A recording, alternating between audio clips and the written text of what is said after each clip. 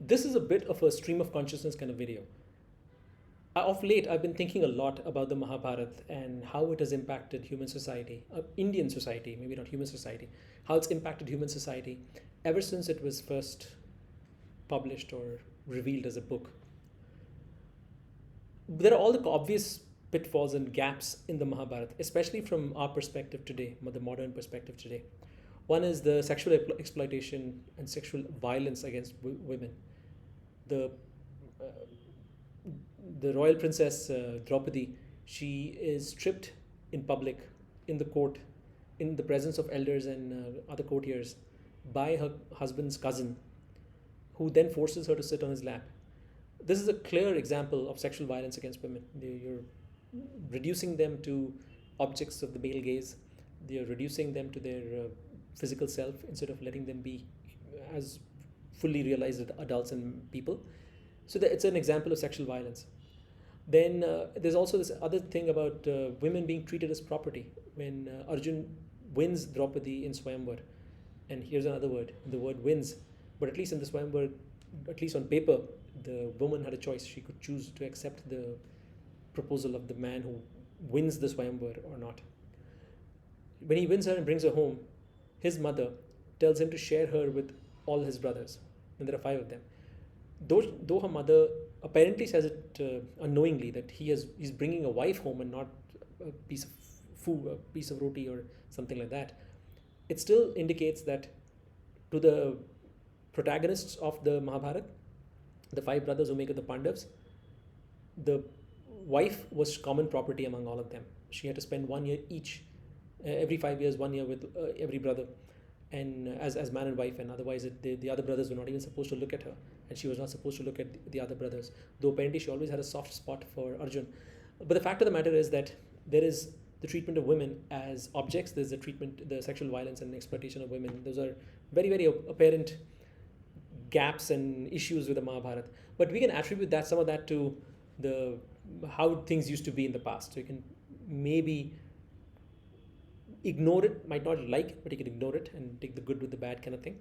But there are a few other things which I really feel the Mahabharata is the root cause of. And I'm going to discuss that in this video. Some of it might be controversial, some of it that might be stuff that you don't want to hear. But it is true that the Mahabharata has issues whose ramifications and impacts are being felt in Indian society as of today. And in this video, I'm going to try and explain what those ramifications are and what those issues are and how they're reflected in Indian society today.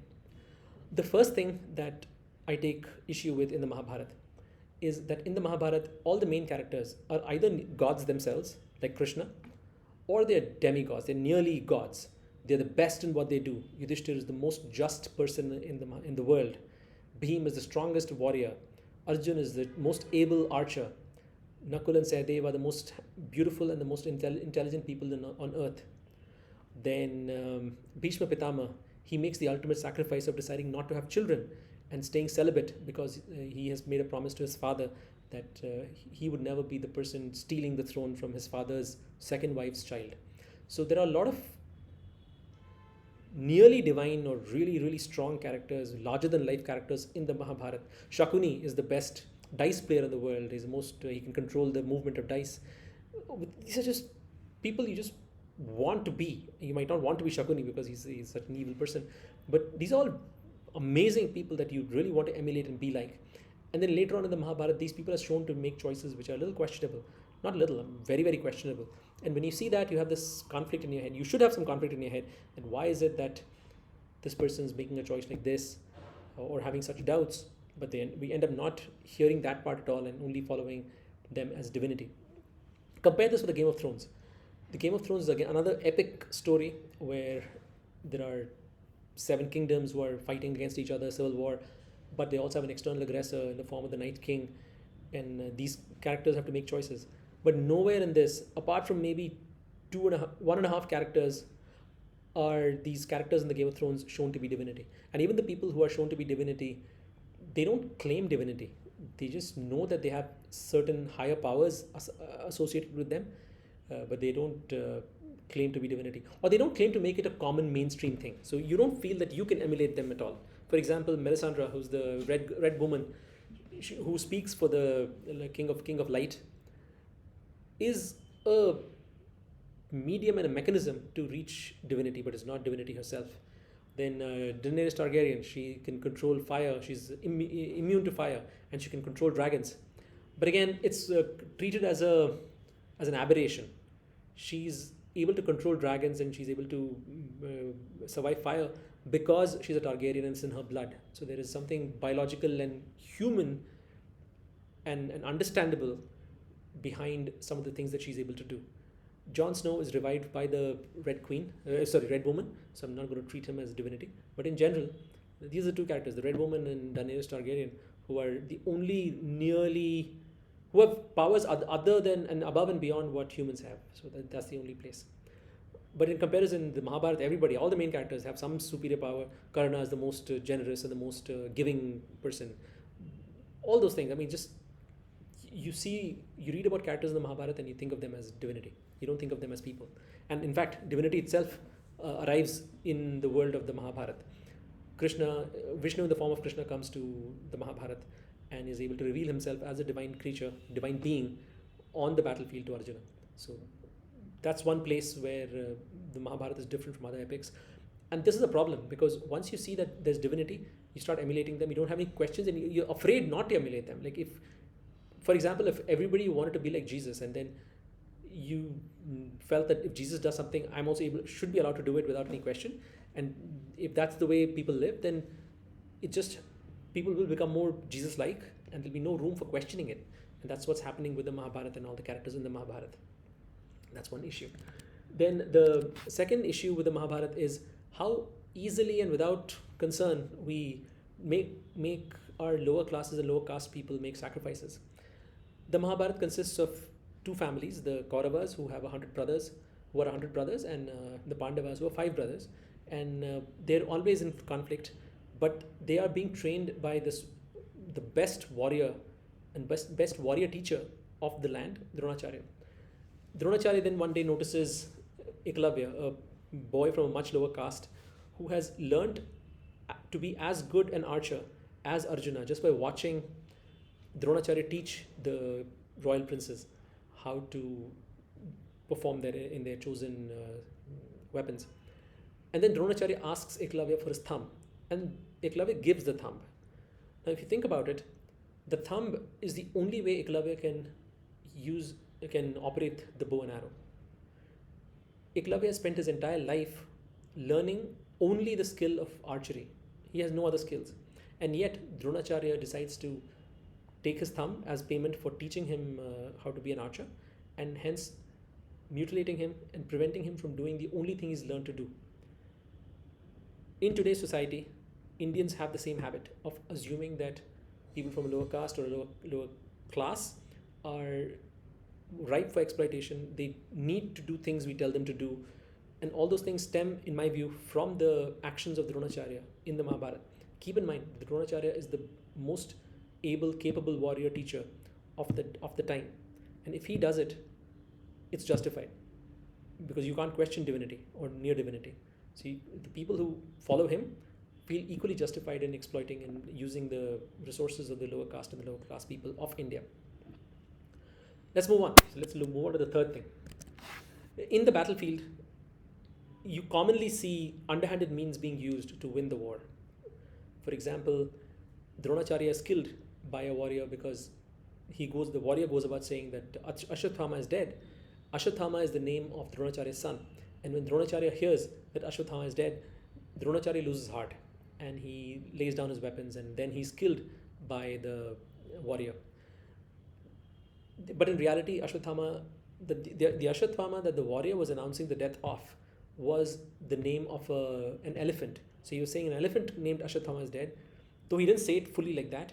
Hearing that, Dronacharya lost heart, and then Dronacharya was killed, and that tilted the battle in favor of the Pandavas.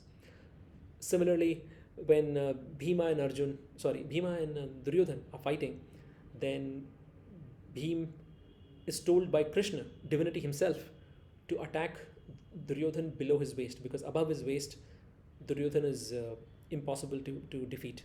You can't hurt him. And Bhim hits Duryodhana on his thigh, and Duryodhana's thigh breaks, and then he collapses, and he's not able to survive the battle. And then Bhim emerges victorious, and he tears apart Duryodhana and drinks his blood and all those crazy things. Here too, the end being the destruction of Duryodhana, is more important than the means used to destroy Duryodhana. Is it fair? I don't think so. The means are as important, especially when you're talking about divinity. If you're talking about divinity and you don't make them use just means, you are undermining the divinity. And in the Mahabharata, that's what is being done. Now compare this with the Batman. Excuse me. In the Batman movies, Batman is always shown as someone who will never ever kill someone. He's always shown to have that much restraint that I will punish the evildoer, but I'll never kill anyone. And in all the Batman movies of late, the Joker tries to make the Batman kill someone and bring him down to his own level. So Joker has no feelings and impunities about killing someone, but Batman does. Batman doesn't want to kill someone, and every time Batman is about to kill someone, he reminds himself, I'm not the kind of person who kills people. And then Joker tries to egg him on and force him to commit murder. That is an example of a person who has nearly divine strengths holding back because they don't want to use the wrong means to get to an end. On the other hand, in the Mahabharata, people like Dronacharya and the people who killed Bhishma Pitama, all those people had more than the divinity of Batman, but they did not restrain themselves. They crossed over to the other side and started using the wrong means to justify an end, to reach an end, and they justified it saying that's all part of the battle. I think that's not right. So that's one place where the Mahabharata is failing compared to more recent stories like Batman. And finally, the central teaching of Hinduism and of the Gita and of the Mahabharata is this one line, that do your deeds and leave the results to me. Arjuna is told that by Krishna in his divine form, that you are here as my instrument. You're in the battlefield as my instrument. Do what I'm telling you to do. Leave the results to me. Now, this by itself is a great sentiment. You just do what you need to do and forget about the results. It's great. But what has happened because of it is that the people who break the rules have this feeling that the only people who can punish them are gods or divinity. The rules of common society don't apply to them. You see it all around us. People breaking the law about roads and traffic and all sorts of black money, societal breakdown. All those things are happening, and you cannot appeal to anybody's moral center because they just don't believe in that anymore as a society. We just feel that we just do what we need. The results are not in our hands. Nobody can punish us. That's one outcome of the Mahabharata. Then again, the decoupling of reward and punishment has made Indians a little bit of a sluggish, lethargic, inert society. We don't want to move. We don't want to achieve big things simply because the results are not in our hands. It's written in the scripture, so nobody's going to question that. So we don't want to change the way we live, or we don't want to spread that message to everyone. We don't believe in anything as a society simply because the results of our belief, the results of our actions are not in our hands, according to the scriptures, according to the Mahabharata. Compare this with America. There's this exact opposite sentiment. If you work hard, you'll be happy, you'll be able to pull yourselves up by the bootstraps. It might not be true, but there are still enough people in America who believe that for it to be true. In India, it's the other way around. Like, whatever you do, the results are not in your hands, nothing's going to come off it. And the difference between America and India is that America in 200 years has been able to reach the moon. India in 5,000 years has not reached the moon. Americans figured out how to harness nuclear power. Indians never did. Or even if they did, at least there are scriptures which say Divya Shastra and all that. It's not available to us right now. So these are examples of lethargy and inertness that has crept into Indian society from the Mahabharata. I trace it directly to the Mahabharata. If your actions don't have results that are valuable to you, why would you take those actions? You just be fatalistic and say, you know what, everything's in somebody else's hands, I don't care. That is a Mahabharata thing. It's not a personal thing. And one subtle point that not many people have mentioned so far is that it took a civil war to fix society in the Mahabharata. And the reason there was a civil war is because there was no reward and punishment for actions. Let's take an example of Duryodhana. He strips Draupadi in the court and he makes her sit on his lap. He humiliates her and nothing happens. on the other hand, because the results, the rewards and results are not in people's hands, let's, for conversation's sake, there's no, it's not literally true that he could not have been punished, but societal breakdown came from things, actions like that, that bad actions didn't have results, good actions didn't have rewards, and because of that, society broke down. And it took a civil war, and it took the presence of divinity in the form of Krishna to come to earth to fix things. And it took the death of millions for that to happen. Now, if the Mahabharata had taught us that your actions will have immediate repercussions and your bad deeds will be punished immediately, it is very possible that the story of the Mahabharata would have been irrelevant, because we would have just known that, if you do something stupid, you're going to get punished for it. There is going to be an outcome. If you do something great, you're going to get a reward for it. If you do something stupid, you're going to get punished for it. And that's the way life goes. If you've been taught that from the beginning, the civil war itself would not have happened. Mahabharata itself would have been moot, and the story would not have been written. So my view, the Mahabharata caused itself to exist. So it's a bit of a recursive thing, but I think we need to discuss it. We need to be aware of these issues which stem from the Mahabharata as a country and as a society. And let me just point out once again that as a society, I have deep respect for Hinduism, I have deep respect for India as a country, as a society, and as a civilization. Like, we are a unique civilization on earth. We believe things very differently than other societies and civilizations. And I think we deserve to introspect a little and fix the things that we have taken for granted as true. Because no society can survive and thrive, no civilization can thrive if we don't ask ourselves questions and fix things as we see them as being broken. So that's the reason why I'm creating this video. It might be a little controversial. I hope you at least listen with an open mind and have a discussion around it in future.